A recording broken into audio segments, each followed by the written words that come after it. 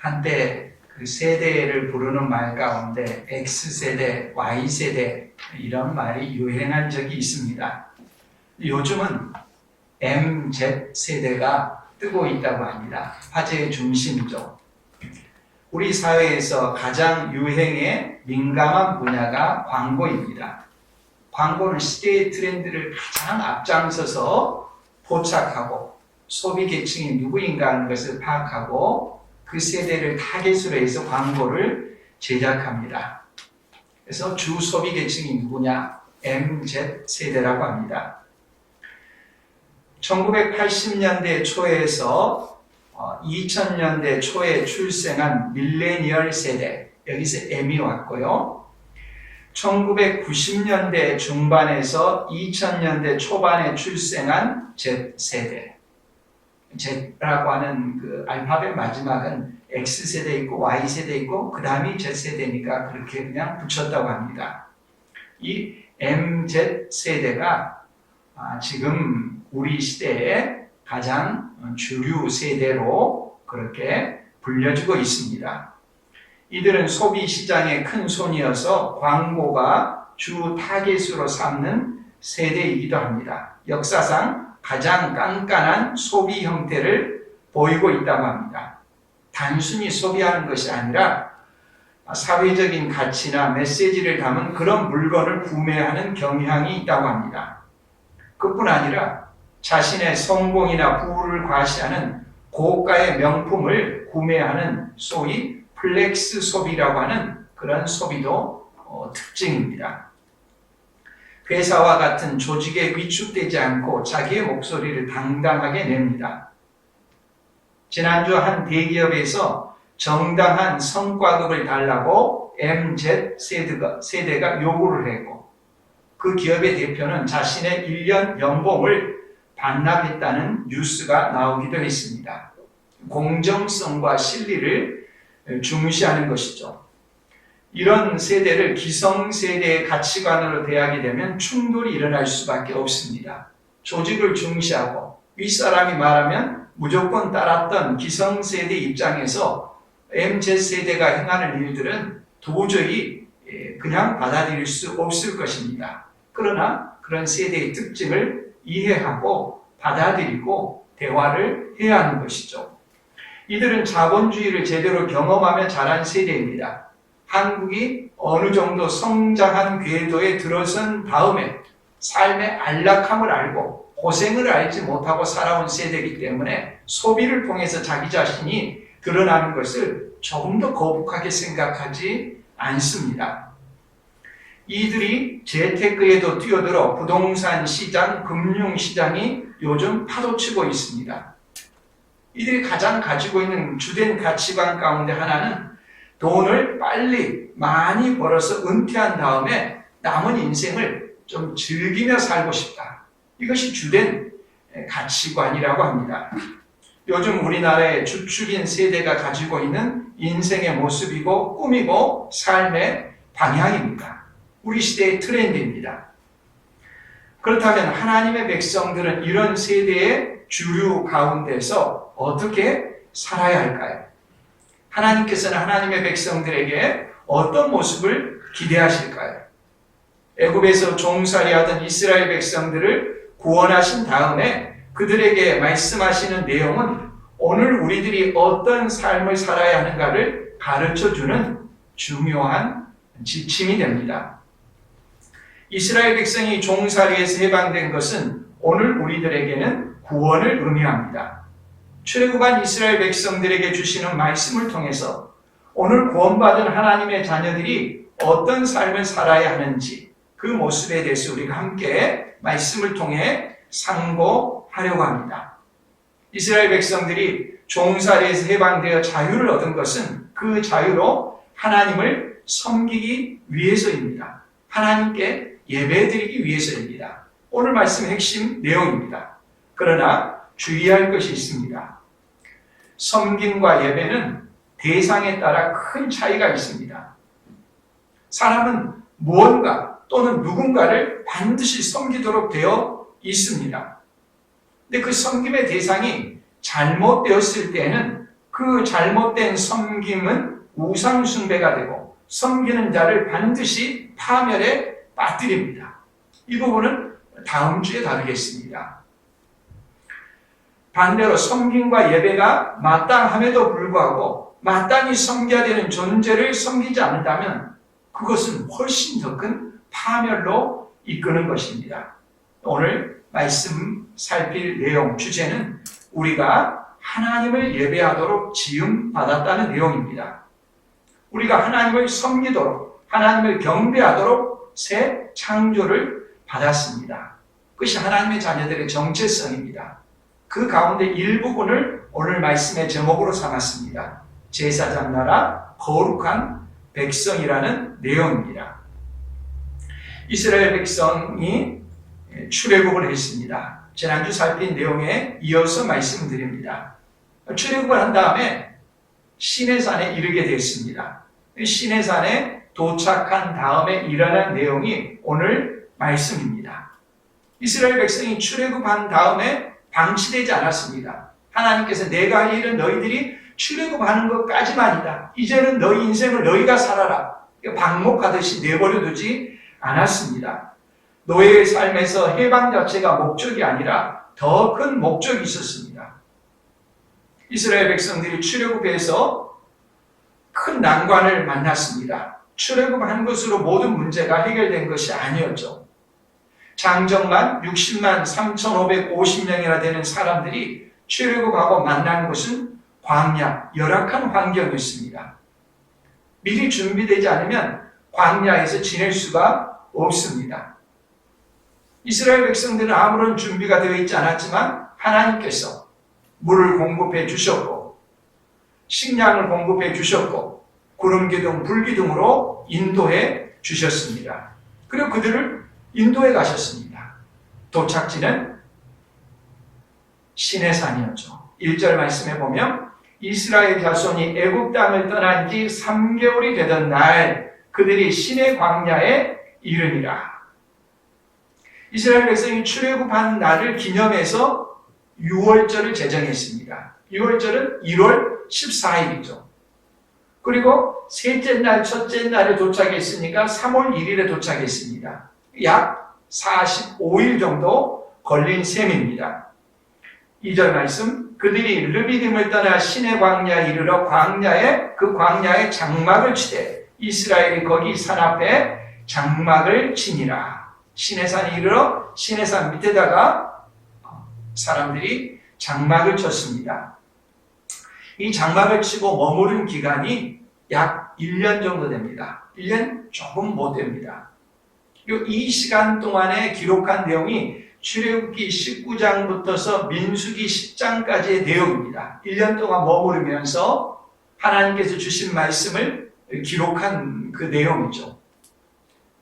모세오경이라고 일컬어지는 창세기부터 신명기까지 전체 내용의 3분의 1이 이 1년 동안의 기록입니다. 굉장히 그 내용이 풍성하고 많죠.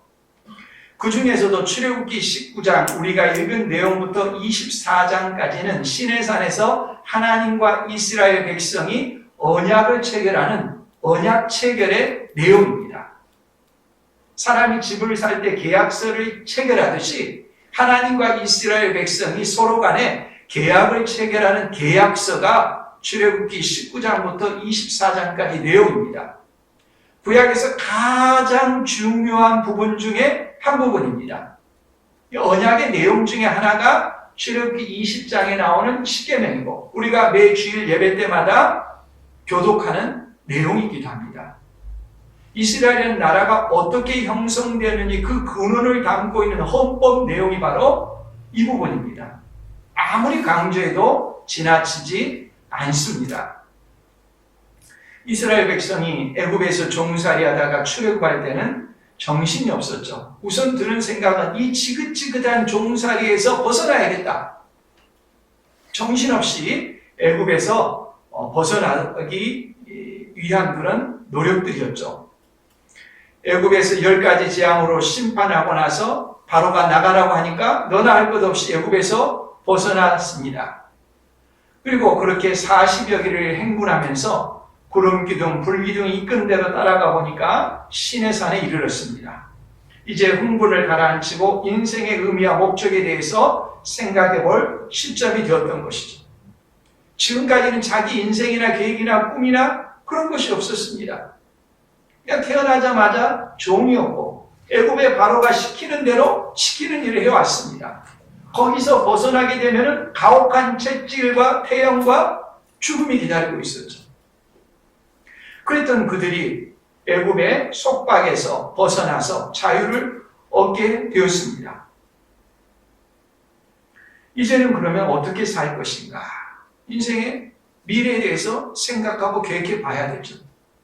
지금은 바로가 시키는 일만 했는데 그 벗어날 수가 없었는데 이제는 자유를 얻었단 말입니다. 이제 자유를 얻었는데 어떻게 살 것인가? 무엇을 하면서 먹고 살 것인가? 어떤 식으로 살 것인가? 인생의 의미는 뭔가? 목적은 뭔가? 나는 어떻게 인생을 살다가 인생을 마무리 지어야 되겠는가? 계획해야 되는 것이죠. 이스라엘 백성이 출애굽한 목적이 무엇입니까? 하나님께서는 이스라엘 백성이 종살이하는 것이 불쌍해서 노예 상태에서 해방시키는 것, 그것이 모든 목적이었던 것은 아닙니다. 하나님께서 이스라엘 백성의 종살이에서 해방시키고 자유를 부여하신 것은 최종 목적이 아닙니다. 그 자유는 목적을 향한 수단일 뿐입니다. 주님이 주신 자유를 가지고 내가 이제 어떻게 살 것인가, 인생의 목적과 의미가 부여되어야 하는 것입니다. 하나님께서는 이스라엘을 향한 목적, 계획을 이미 가지고 계셨습니다. 하나님께서 시내산에서 모세를 부르시고 사명을 주실 때 이미 그 계획을 말씀하셨습니다. 모세가 평소와 다름없이 시내산에서 양을 치다가 가시 떨기나무에 불이 붙었는데 타기는 하는데 사그러지지 않고 계속해서 불이 타오르고 있는 것입니다. 신기해서 가까이 갔더니 하나님의 음성이 들렸죠. 하나님께서 그를 부르시고 모세를 애굽에 보내 이스라엘 백성을 인도에 내시겠다고 말씀하셨죠. 그 말을 들었을 때 모세 얼마나 기가 막히겠습니까? 자기 혼자 이 엄청난 사명을 감당한다는 것 상상할 수 없는 것이죠. 우리 중에 누군가를 한 사람을 불러가지고 북한에 보내고 북한 정권이 무너지게 하고 그 백성과 통일을 이루겠다고 너 혼자 가라라고 하면 누가 갈 수 있겠습니까? 내가 뭔데요? 대답할 수밖에 없겠죠. 그보다 훨씬 강력한 애굽 제국 아닙니까? 모세가 하나님께 자신의 자격 없음을 말합니다. 출애굽기 3장 11절 말씀에 모세가 하나님께 아뢰되 내가 누구이기에 바로에게 가며 이스라엘 자손을 애굽에서 인도하여 내릴까? 당연한 반론 아니겠습니까? 내가 도대체 누군데 이런 엄청난 일을 감당할 수 있습니까? 하나님의 대답이 있습니다. 그 다음 절에 보면 하나님이 이르시되 내가 반드시 너와 함께 있으리라. 네가 그 백성을 애굽에서 인도하여 낸 후에 너희가 이 산에서 하나님을 섬기리니 이것이 내가 너를 보낸 증거니라. 하나님의 대답은 간단 명료했습니다. 모세 너의 어떠함 때문에 부른 것이 아니라는 것입니다. 이 사역은 모세에 달린 것이 아닙니다. 모세가 대단한 존재여서 모세가 없으면 할 수 있는 방법이 없어서 찾고 찾다가 다른 대안이 없어서 모세가 위대했기 때문에 부른 것이 아니라는 것입니다. 모세는 도구일 뿐입니다. 모든 것은 하나님께 달린 것입니다. 모세 개인의 자질의 성공 여부가 달려있는 것이 결코 아니라 하나님께서 함께 하시느냐 하는 것이 핵심입니다. 하나님은 모세와 함께 하겠다고 약속하십니다. 함께 한다는 것이 핵심입니다. 하나님께서 함께 하시면 아무리 보잘것없는 도구라고 할지라도 사람이 상상할 수 없는 위대한 일들을 이룰 수가 있습니다. 모세가 알아야 되는 것은 내가 누구이기에가 아니라 하나님께서 나와 함께 하시느냐, 이것이 중요하다는 것이죠. 근데 여기서 그치는 것이 아니라 하나님께서 증거에 대해서 말씀하십니다. 그런데 이 증거는 당장 제시되는 것이 아니라고 합니다. 이스라엘 백성을 애굽에서 인도하여 낸 다음에 이 산에서, 모세를 불렀던 그 신의 산에서 이스라엘 백성들이 하나님을 섬기는 것이 증거라고 하십니다. 하나님께서 모세를 애굽으로 보내가지고 말씀하신 대로 이스라엘 백성을 출애굽시켰습니다.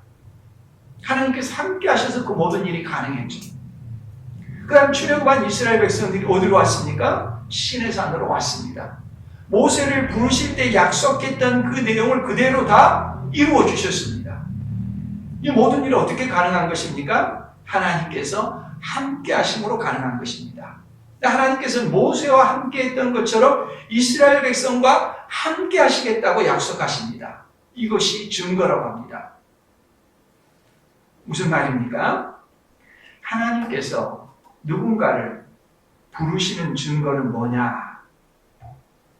하나님께서 함께 하시고 그 다음에 하나님을 섬기는 존재가 된 것, 하나님을 예배하는 존재가 된 것, 바로 그것이 증거입니다. 하나님을 섬기는 것이 없는 부르심은 없습니다. 모든 부르심은 궁극적으로 하나님을 섬김으로 귀결되게 되어 있습니다. 모세가 애굽왕 바로에게 가서 종살이하고 있는 이스라엘 백성을 왜 출애굽시켜야 되는지, 내보내야 되는지, 또 출애굽한 다음에 이스라엘 백성이 해야 할 일이 무엇인가 하는 것을 여러 번에 걸쳐서 반복해서 바로왕에게 말했었습니다. 왜 애굽에서 이스라엘 백성을 내보내야 됩니까? 그것은 바로의 백성이 아니기 때문입니다. 바로는 종살이 시킬 권한이 없습니다. 이스라엘 백성은 하나님의 백성입니다. 하나님의 백성이기 때문에 내보내야 됩니다. 내보낸 다음에 무엇을 해야 된다고 합니까? 이스라엘 백성은 하나님을 섬겨야 된다고 했습니다. 10가지 재앙 중에 반복해서 여러 번 나오지만 그 중에 한 구절만 말하면 출애굽기 9장 1절 말씀에 여호와께서 모세에게 이르시되 바로에게 들어가서 그에게 이르라 히브리 사람의 하나님 여호와께서 말씀하시기를 내 백성을 보내라. 하나님의 백성이라는 거죠. 그들이 나를 섬길 것입니다. 하나님을 섬긴다는 것입니다. 모세는 반복해서 여러 번에 걸쳐서 바로 왕에게 말했습니다. 바로가 거부했기 때문에 10가지 재앙이 내렸던 것이고 하나님은 하나님의 소유를 찾으셨습니다. 그리고 시내 산에 이르게 하셨습니다. 모세에게 약속하신 대로 그 증거, 하나님을 섬김으로 나타내 보여주실 것입니다. 모세가 선포한 내용은 가상의 프로젝트가 아닙니다. 희망사항이 아닙니다. 하나님께서 계획하신 내용입니다. 출애굽에서 자유를 얻게 되면 애국과 같은 또 다른 제국을 이 땅에서 건설하는 것이 이스라엘의 최종 목표가 아닙니다. 애굽에서 보았던 것과 같은 제국을 건설하는 것, 이스라엘의 꿈이 될 수 없습니다. 하나님의 다스림을 받는 하나님의 백성으로 하나님의 나라를 세워가는 것, 이것이 이스라엘 백성의 지향해야 될 모습인 것입니다. 이스라엘 백성이 시내산에 이르자 하나님께서 이스라엘 백성을 향한 계획을 말씀해 주십니다. 3절 모세가 하나님 앞에 올라가니 여호와께서 산에서 그를 불러 말씀하시되 너는 이같이 야곱의 집에 말하고 이스라엘 자손들에게 말하라. 하나님께서 시내산 정상에서 모세를 부르셨습니다. 모세가 산에 올라갑니다. 출애굽기 19장을 읽어보면 모세가 시내산에 올라갔다가 내려온 내용이 적어도 3번 나옵니다. 우리가 읽은 내용 가운데는 3절에 보면 올라갔다는 말이 나오고 7절에 내려왔다는 말이 나옵니다. 이게 첫 번째입니다. 두 번째는 올라갔다는 말은 나오지 않는데 8절에 암시되어 있고 그 다음에 14절에 내려온다라고 하는 말이 나오고 있죠. 이것이 두 번째입니다. 세 번째는 사흘 후에 20절에 보면 올라가서 라는 말이 나오고 25절에 내려온다는 말이 나옵니다. 이스라엘 백성이 시내산 밑에 장막을 치고 있으니까 하나님의 말씀을 듣기 위해서 모세가 시내산을 올라간 것입니다. 그리고 그 말씀을 전하기 위해서 시내산을 또 내려와서 이스라엘 백성에게 전합니다. 시내산을 오르고 내리는 것을 반복하고 있죠. 이 시내산 위치가 어디인지 여러 주장들이 있습니다. 가장 보편적으로 알려진 그런 견해에 따르면 시나이 반도 남단에 있는 예벨무사, 모세산이라는 그런 의미죠. 예벨무사로 알려져 있는 높이가 2291m입니다. 그 산을 오르락 내리락 한 거죠. 시내산 정상으로 모세를 부르신 하나님께서 이스라엘 백성에게 전할 말을 알려주십니다. 4절 이하의 내용인데요. 4절부터 6절 말씀까지 우리가 함께 같이 읽어보겠습니다. 내가 애굽 사람에게 어떻게 행하였음과 내가 어떻게 독수리 날개로 너희를 업어 내게로 인도하였음을 너희가 보았느니라. 세계가 다 내게 속하였나니 너희가 내 말을 잘 듣고 내 언약을 지키면 너희는 모든 민족 중에서 내 소유가 되겠고 너희가 내게 대하여 제사장 나라가 되며 거룩한 백성이 되리라. 너는 이 말을 이스라엘 자손에게 전할지니라. 모세가 산에 올라갔더니 하나님께서 모세에게 이런 말씀을 하신 것입니다. 4절 말씀은 하나님께서 그동안 하셨던 일을 요약하고 있죠. 애굽의 열 재앙을 내리시고 뒤쫓는 애굽 군대를 홍해바다에 수장시켰습니다. 다시는 애굽이 뒤쫓아오지 못한다는 것을 백성들이 보는 가운데 각인시켰습니다. 그들은 자유를 얻었다는 것을 알았습니다. 비유의 언어를 사용해서 독수리 날개로 업어 시내산으로 인도하셨습니다. 모두가 경험한 내용이죠. 세계는 다 하나님께 속한 것이다. 하나님의 통치하에 있다. 너희는 무서워하거나 두려워할 필요가 없다. 내가 너희를 돌본다. 이걸 선포하시고 나서 그리고 나서 어떤 말씀을 하느냐. 이제 나와 너희가 언약을 체결하자. 하나님께서 모세를 통해 이스라엘 백성에게 제안하시는 것입니다. 하나님께서 그렇게 해야 될 아무런 의무가 없는데 일방적으로 그런 특별한 관계 속으로 들어가겠다는 것입니다. 하나님께서 주권자가 되시고 하나님으로서 자기 백성들을 다스리고 통치하시고 모든 외적들로 막아주시고 그들의 삶을 형통하도록 지켜주시겠다. 이 제안을 하시는 것입니다.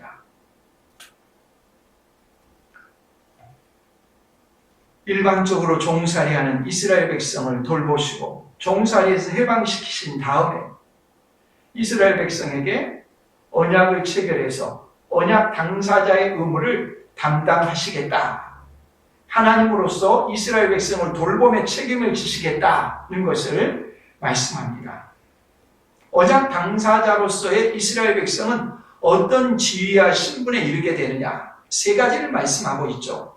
첫 번째는 내 소유라고 말씀하죠. 내 소유가 되겠고 5절 부분에 나오죠. 너희는 모든 민족 중에서 내 소유가 되겠고 이 소유라는 말의 히브리어 이 정도 단어는 알아두면 좋습니다. 이 소유라는 표현은 히브리어로 세굴라라고 합니다.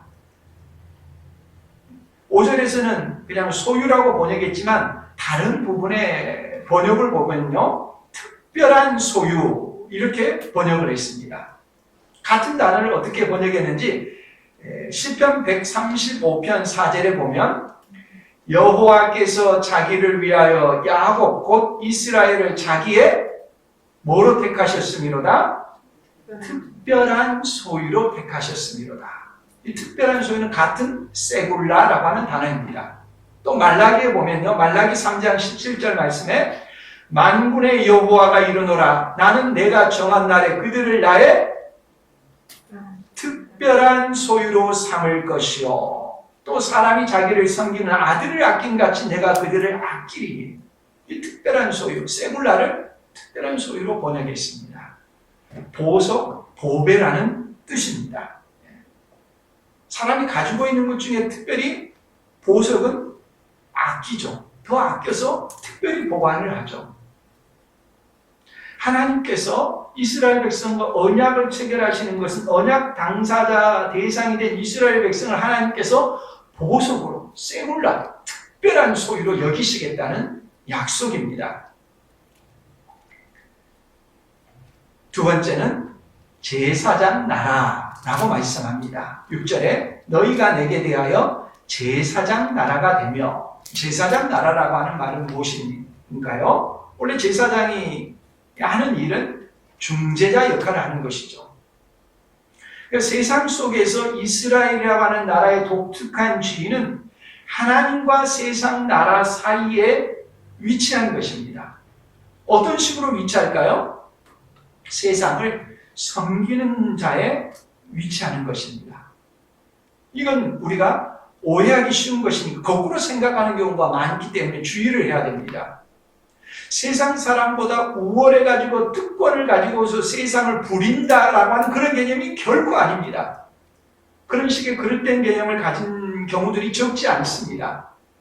여기서 제사장 나라라고 하는 것은 세상을 섬기는 위치에 있다는 것입니다. 세상 사람들은 자신의 운명과 자신의 기원과 자신의 어떻게 될 것을 알지 못하는 사람들입니다. 하나님의 자녀들은 하나님의 부르심을 받고 자기가 어디에서 왔으며 어떻게 구원을 받았으며 어떻게 살아가야 하는가는 특별한 은혜를 입은 사람들입니다. 빚진 사람들과 같습니다. 그래서 세상을 섬기는 위치에 있는 것입니다. 그걸 모범으로 보여주신 분이 예수님이시죠. 예수님이 십자가 달려 죽기 전에 제자들에게 발을 씻어주시고 그 발을 수건으로 닦아주셨습니다. 이 섬기는 모습, 이 제사장 나라라고 하는 말씀입니다. 세 번째는 거룩한 백성입니다. 하나님과 언약 관계를 체결했을 때 이스라엘 백성, 언약 당사자는 어떤 위치에 있게 되느냐? 거룩한 백성이 됩니다. 그러니까 백성을 향해서 거룩이라는 단어를 성경에서 최초로 쓰고 있습니다. 이 거룩이라는 것이 제일 처음에 사용된 것은 시간과 관련해서 거룩이라는 말이 사용되었었죠. 언제 사용됩니까? 창세기 2장 3절 말씀에 보면 하나님이 그 일곱째 날을 복되게 하사 거룩하게 하셨으니 이는 하나님이 그 창조하시며 만드시던 모든 일을 마치시고 그날에 안식하셨음이니라. 그냥 날짜가 24시간씩 똑같이 있는데 그 중에 일곱 번째 날은 구별해서 하나님께서 안식일로서 정하셨습니다. 똑같은 24시간씩인데 그날만은 구별하셨습니다. 무엇을 위해 구별하셨습니까? 하나님께 예배하도록, 하나님 안에서 영원한 안식이 있다는 것을 이 세상에서 미리 맛보도록 구별하신 날이 안식일입니다. 이 시간을 구별하신 것을 최초로 사용하셨죠. 공간에 대해서 최초로 사용하신 것은 출애굽기 3장 5절에 나옵니다. 하나님께서 시내산에서 모세를 부르신 다음에 이렇게 말씀하시죠. 하나님이 이르시되 이리로 가까이 오지 말라. 네가 선 곳은 거룩한 땅이니 내 발에서 신을 벗으라. 공간이 거룩합니다. 어떤 공간입니까? 하나님께서 임재하시면 그곳은 거룩한 땅이 되는 것입니다. 하나님의 임재가 있느냐? 그런 구별이 되는 것입니다. 마찬가지로 사람을 향해서 거룩하다고 하십니다. 백성을 향해서 거룩하다고 하십니다. 이스라엘 백성을 구별해서 두는 것입니다. 세상에 많은 사람들, 백성들이 있지만 그 중에서 이스라엘 백성을 구별해서 하나님의 보배가 되고 하나님의 은혜의 통로가 되도록 그들을 사용하시겠다는 것입니다. 하나님과 언약을 체결할 때는 이와 같은 특별한 은총이 임하는 것입니다. 언약의 내용이 무엇인가, 언약의 특권이 무엇인가, 언약의 신분과 지위가 무엇인가 하는 것을 그들에게 말씀하시고 모세에게 이런 언약의 내용들을 체결하겠느냐 물으시는 것이죠. 하나님께서 종살이하던 이스라엘 백성을 일방적으로 은혜를 베푸셔서 출애굽시키시고 시내산에서 언약을 체결하겠노라고 하나님의 소유, 제사장 나라, 거룩한 백성이 되겠느냐고 물으셨습니다. 모세가 그 말씀을 받아 시내산에서 내려와가지고 7절 말씀, 모세가 내려와서 백성의 장로들을 불러 여호와께서 자기에게 명령하신 그 모든 말씀을 그들에게 진술하니, 듣던 사람들이 얼마나 감격하겠습니까? 마치 아주 부유한 주인의 집에서 대대로 내려와서 종살이하고 있던 그 집안의 사람을 주인이 부른 다음에 너 지금까지 종살이하던 거 청산하고 우리 집에 입양하겠느냐? 그리고 내가 가지고 있는 모든 소유를 다 네가 소유할래? 묻는 것과 같죠.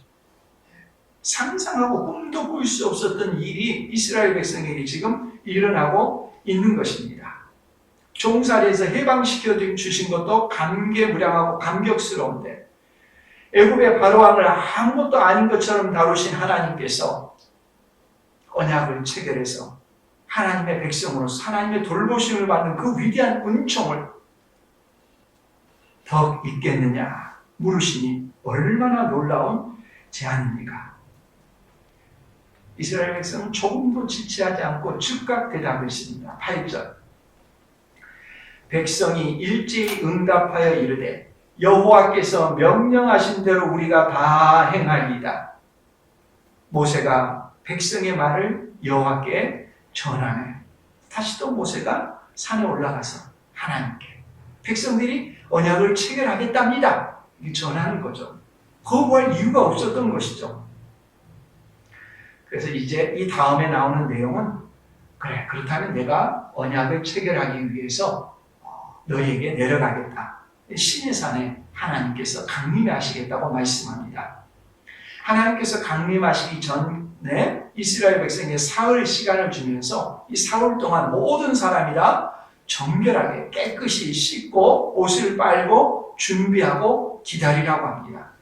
그리고 신의 산에는 사람들이 가까이 할 수 없도록 경계선을 치고 호기심 때문에 가까이 오지 못하도록 다 막으라고 합니다. 그리고 셋째 날 하나님의 임재가 신의 산에 있게 됩니다. 백성들의 대표 모세와 아론과 백성의 70장로들이 올라가죠. 그 신의 산의 모형이 나중에 뭐가 됩니까? 선막으로 나타나게 되죠. 하나님의 임재가 있었던 신의 산은 고정되어 있는 것이기 때문에 이것을 이스라엘 백성과 함께 옮길 수 있도록 신의 산을 이 성막의 형태로 지성소, 성소, 그리고 백성들이 거하는 형태로 세 구분을 해가지고 신의 산이 성막의 형태로 나타나서 백성들이 갈 때마다 옮겨가는 거죠. 마치 신의 산이 옮겨가는 것과 같죠. 모세가 그런 다음에 신의 산에 세 번째로 올라가죠. 그리고 하늘에서 하나님의 백성들, 하나님의 통치를 받는 백성들이 지켜야 될 법도가 뭔가 하는 것이 선포되는 것이 십계명 출애굽기 20장의 내용이죠. 모세를 통해서 이건 선포하지 않고 하나님께서 직접 이스라엘 백성을 향해서 말씀을 하죠. 하나님의 음성을 이스라엘 백성 전체가 들은 것이죠. 전무후무한 경험이고 역사상 없었던 일이죠. 이스라엘 백성만이 신의 산에 경험했던 유일한 사건이죠. 하나님과 이스라엘 백성이 그렇게 언약을 체결하는 내용, 언약의 내용이 무엇인가 하는 것이 출애굽기 24장까지 나오는 내용입니다.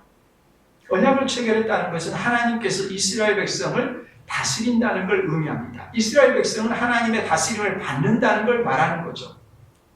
하나님의 다스림을 하나님의 성품대로 이스라엘 백성이 통치를 받는 것인데 그 성품이 문자화된 것이 십계명이죠.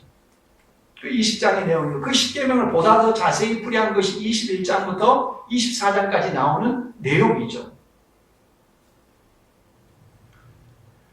여기서 주의할 것은 이 십계명의 준수는 구원을 얻기 위한 것이 아니라는 거죠. 이미 구주에서 나타나지 않습니까?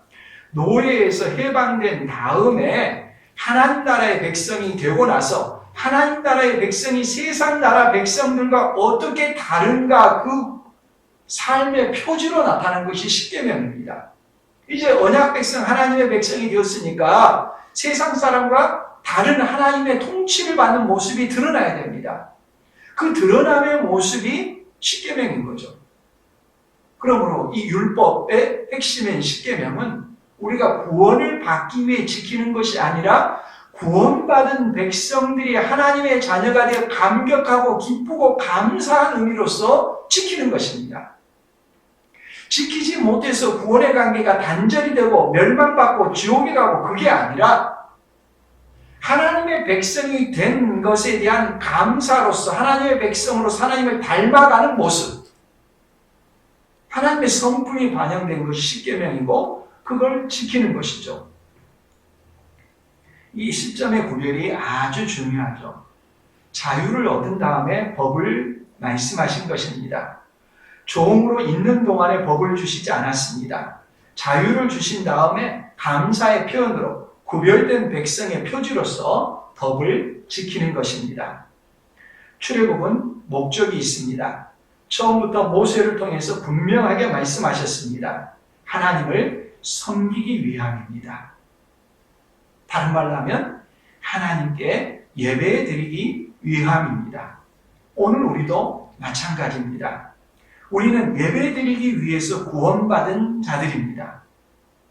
그렇다면 애굽에서 종으로 있을 때는 예배 드릴 수 없었을까요? 바로의 종살이하면서 하나님께 예배 드린다 이렇게 말할 수 없을까요? 이 섬긴다라고 하는 표현이 오늘 히브리어를 두 번째 말하는데요. 첫 번째 세굴라라고 하는 특별한 소유라는 단어가 있었고요. 이 섬기다라고 하는 히브리어 단어가 뭐냐면 아바드라고 하는 동사입니다. 이 단어도 알아두면 좋겠습니다. 아바드, 섬긴다, 예배드린다 그런 표현입니다.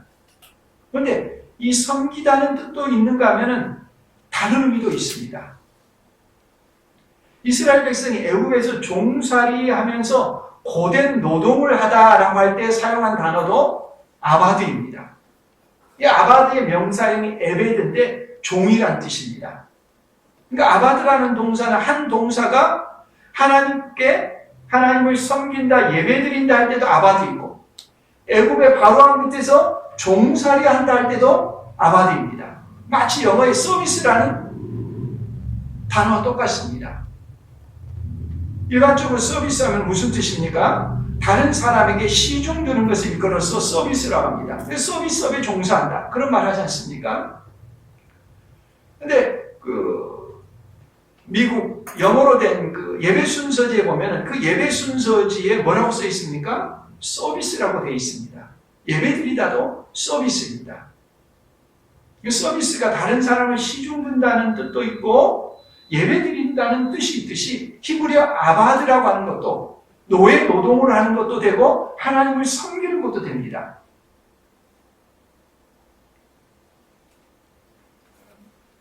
인간은 둘 가운데 하나입니다.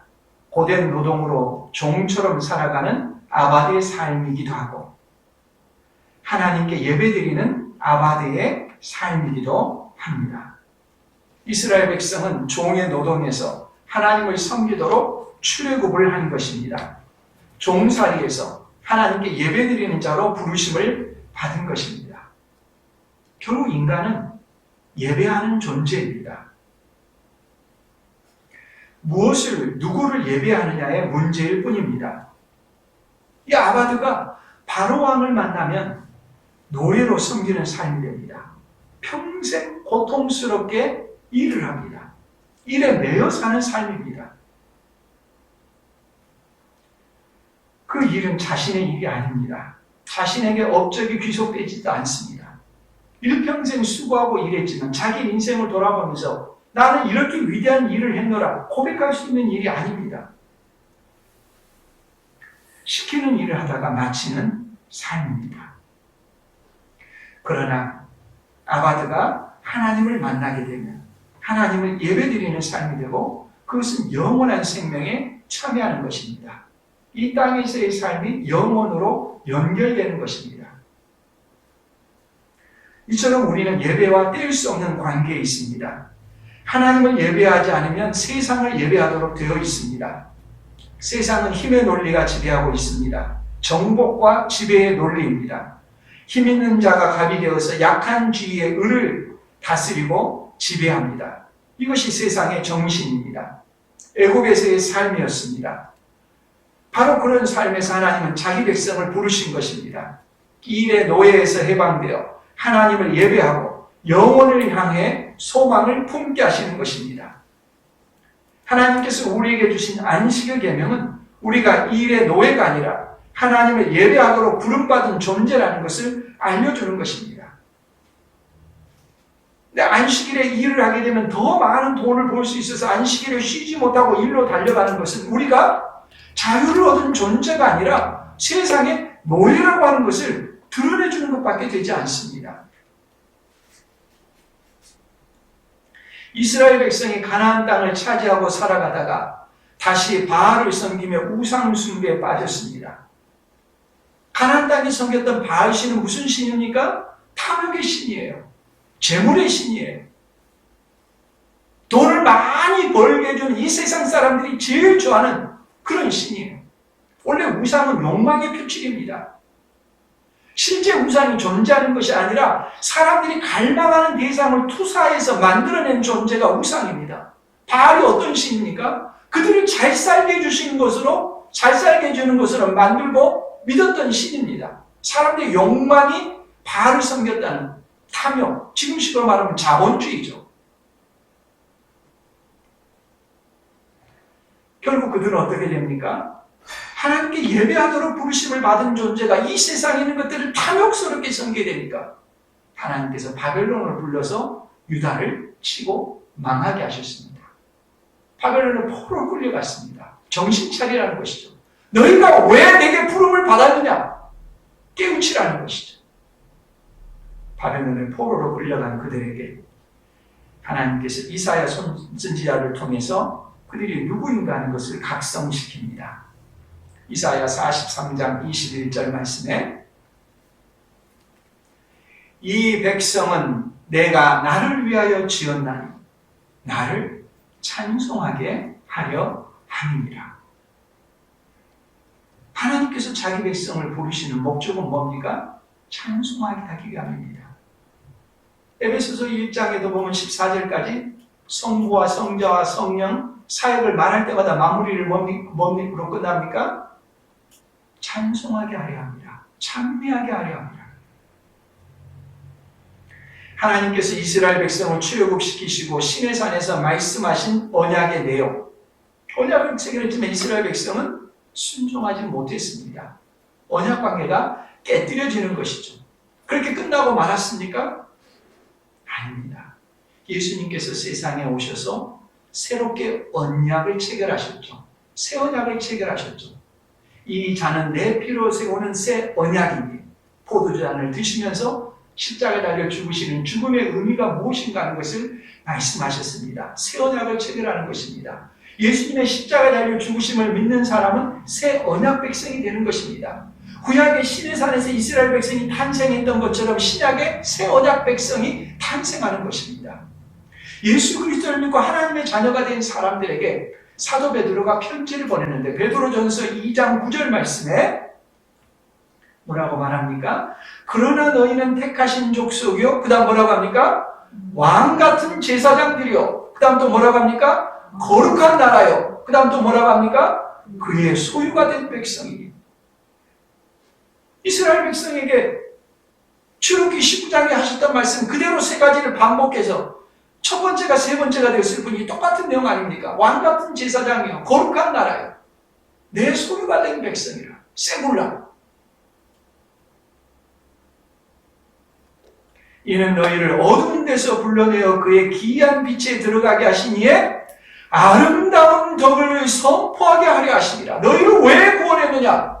아름다운 덕을 선포하게 하려 하시니라. 아름다운 덕을 선포하게 하려 하시니라. 구원의 은혜를 찬양하는 삶, 예배자의 삶인 것입니다. 하나님의 백성으로 부르심을 받았습니까? 구원받은 자의 삶은 예배자의 삶입니다.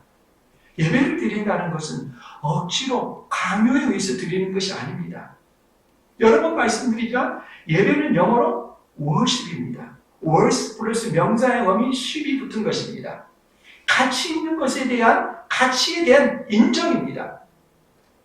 우리가 멋진 광경을 보았을 때 우리도 모르게 감탄사가 나오지 않습니까? 이야, 기가 막히게 멋지다. 기가 막히게 멋지다. 우리도 모르게 감탄사가 나오게 되어 있습니다. 자기가 도저히 범접할 수 없는 놀랍고 탁월한 재능과 능력과 그런 모습이 드러났을 때 우리도 모르게 감탄사를 바라게 되어 있습니다. 아름다운 법을 선전한다는 건 무엇입니까? 나와 같은 죄인들을 위해서 하나님께서 사람이 되시고 내 죄를 대신해서 십자가에 달려주시고 나를 구원하신 그 은혜를 생각할 때 우리가 반응할 수 있는 것이 뭡니까? 아, 나와 같은 자를 하나님이 사랑하시고 구원해 주셨구나. 당연한 반응입니다. 이 반응이 아름다운 법을 선전하는 것입니다. 그걸 뭐라고 합니까? 예배 드린다라고 말하는 것입니다. 예배는 억지로 강요해서 드리는 것이 아닙니다. 하나님의 은혜가 우리의 가슴을 쳐미는 것입니다.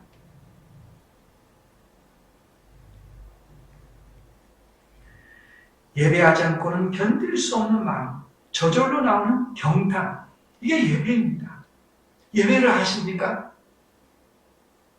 예배드리지 않고는 견딜 수 없는 그런 마음을 아십니까? 어떻게 예배 자리에 빠질 수가 있겠습니까? 상상할 수 없는 일입니다. 구원을 받은 사람은 자기의 목숨과 바꾸는 것이 예배입니다. 우리의 믿음의 선배들이 실제로 그랬습니다. 죽을지언정 예배를 빼앗길 수 없는 것입니다. 살아계신 하나님께서 나를 위해서 이루신 그 경탄하고 놀라운 많은 일을 어떻게 내가 침묵할 수 있습니까? 결코 침묵할 수가 없습니다. 이것이 예배입니다. 하나님께 드리는 예배는 주일 예배처럼 함께 모여드리는 공예배가 있을 뿐만 아니라 삶의 모든 영역이 다 예배입니다. 비유로 말하자면 사람에게 아주 값비싼 반지가 있다고 생각해 보십시오. 이 반지의 링에 해당하는 것은 삶입니다. 삶의 예배입니다. 그리고 그 중에 있는 보석, 그 보석, 반지의 핵심이 되는 보석이 함께 나와서 공예배로 드리는 예배입니다. 뗄 수 없는 관계이죠. 이스라엘 백성이 하나님과 언약을 체결할 때 그 언약의 내용이 뭡니까? 20장부터 24장까지 나오는 일상의 삶에서의 내용입니다. 이것을 로마서로 말씀해 보겠습니다. 로마서가 16장까지 있는데 1장부터 11장까지는 교리입니다. 어떤 교리입니까? 우리가 죄인 되었다가 예수 그리스도의 구원의 은혜를 통해서 속죄의 그 십자가의 죽으심으로 예수 그리스도를 믿고 믿음으로 의롭다함을 받았다. 그 값없는 은혜에 대해서 우리의 신분에 대해서 말합니다. 1장부터 11장까지. 그리고 나서 12장 1절에서부터 그러므로 라고 하면서 그에 대한 마땅한 반응이 무엇인가 하는 것을 말합니다. 로마서 12장 1절 말씀 너무도 유명한 말씀이죠. 그러므로 형제들아 내가 하나님의 모든 자비하심으로 너희를 권하노니 모든 자비하심은 1장부터 11장까지 내용입니다. 모든 자비하심으로 권하노니 너희의 몸을 하나님이 기뻐하시는 거룩한 산 제사로 드리라. 이는 너희의 드릴 영적 예배니라.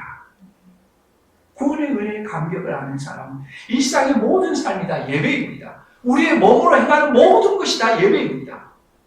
그 일상의 삶을 가지고 주일에 함께 모여 주님 앞에 공예배로 영광과 찬양을 드리는 것입니다.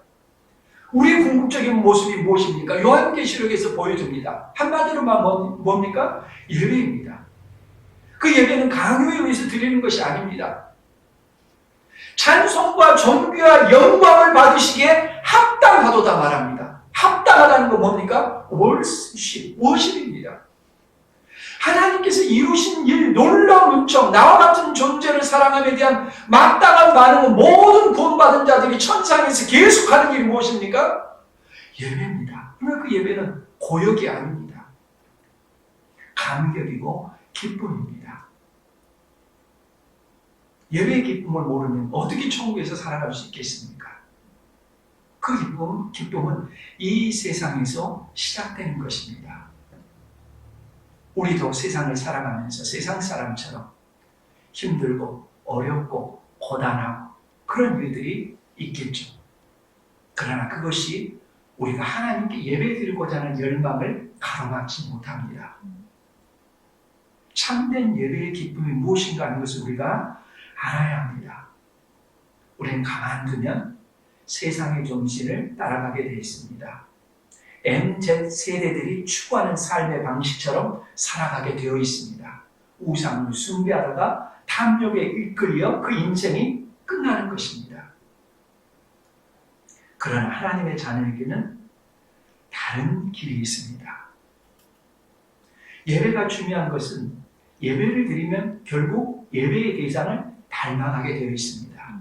우상을 섬기면 우상을 닮아가서 탐욕으로 그 성격이 결정지어집니다. 작은 이익에도 민감하고 탐욕스럽게 인생을 살아가면서 탐욕으로 그 인생이 굴러가게 되어 있습니다. 나중에는 멈추려고 하더라도 산 정상에서 내려온 그 굴러가는 것이 점차 커지듯이 자기도 멈출 수 없게 계속해서 굴러가게 됩니다. 그러나 하나님을 섬기게 되면 하나님의 성품을 담고 하나님의 인격을 담고 하나님을 닮아가는 모습이 그에게 나타나는 것입니다. 예배는 예배의 대상을 담는다는데 그 특징이 있습니다. 참된 예배자가 되어 하나님을 담는 우리 모두가 될 수 있기를 바랍니다.